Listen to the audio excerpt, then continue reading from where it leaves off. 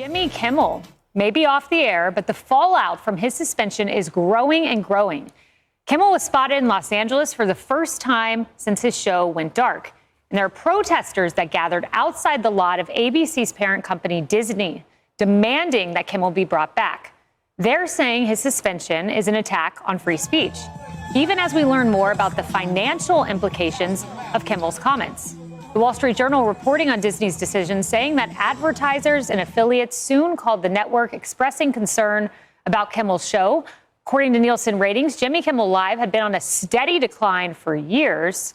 After a big bump in 2013 when he changed his time slot, his ratings, however, have been falling dramatically. I mean, Charles, look at that. Yeah.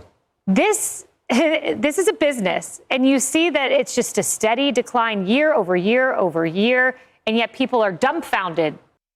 Just stop and look at that chart. It's a steady decline. And everyone wants to think that this is somehow a crisis. It's like, this is not a crisis. They've been losing money. They've been losing money.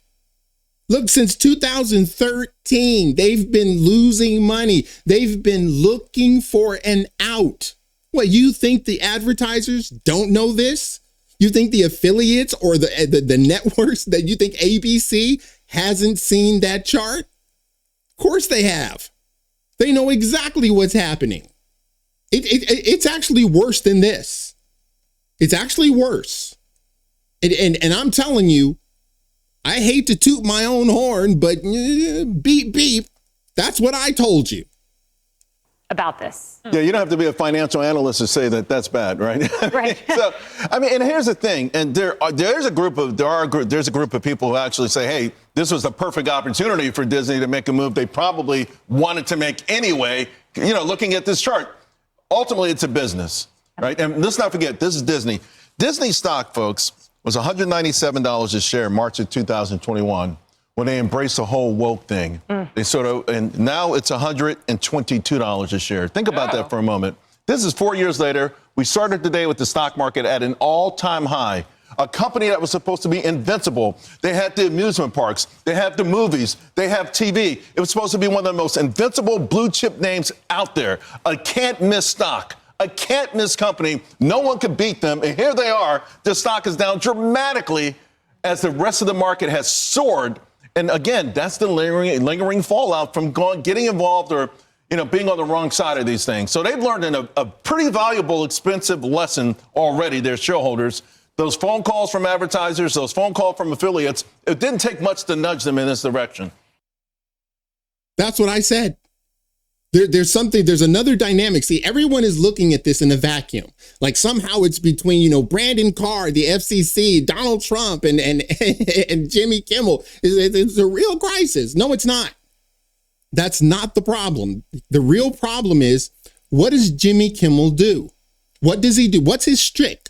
His shtick is anti-Trump, anti-MAGA.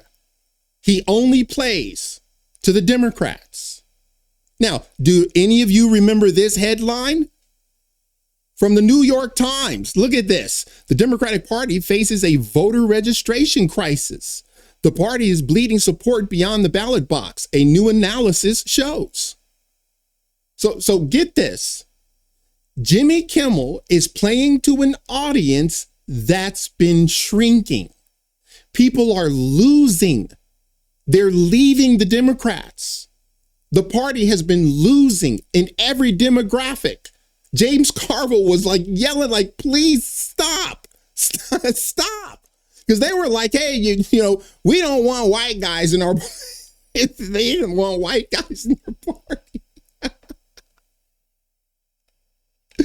Yeah, white guys in your party, that's problematic. That's the Democratic Party.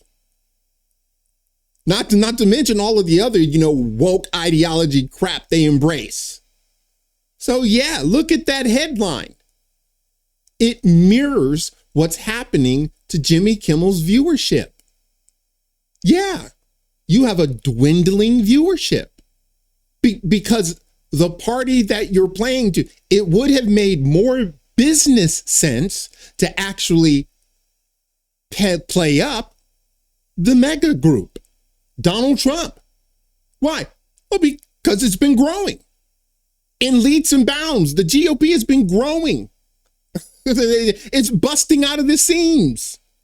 We're making money.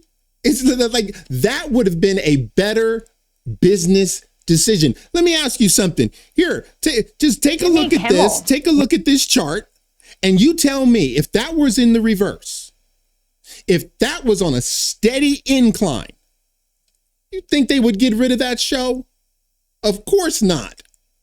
And the very kicker is, which I told you guys, they made him not only apologize, he had to donate to Turning Point USA. I was like, well, he's never going to do that. They might as well have told him, you have to make a significant donation to Donald Trump's 2028 presidential prize.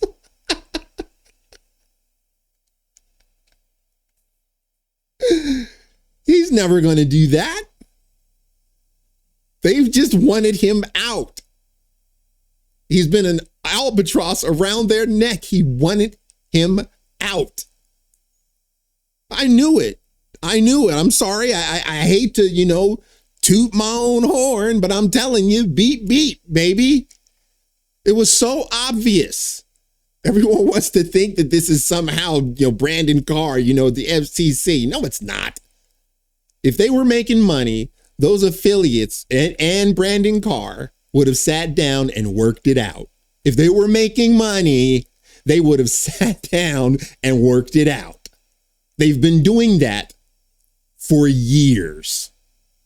All right, guys, that's it for now. If you like the video, smash the like button and subscribe. And if you're following me on Rumble, please press that follow button. And until the next time, God bless.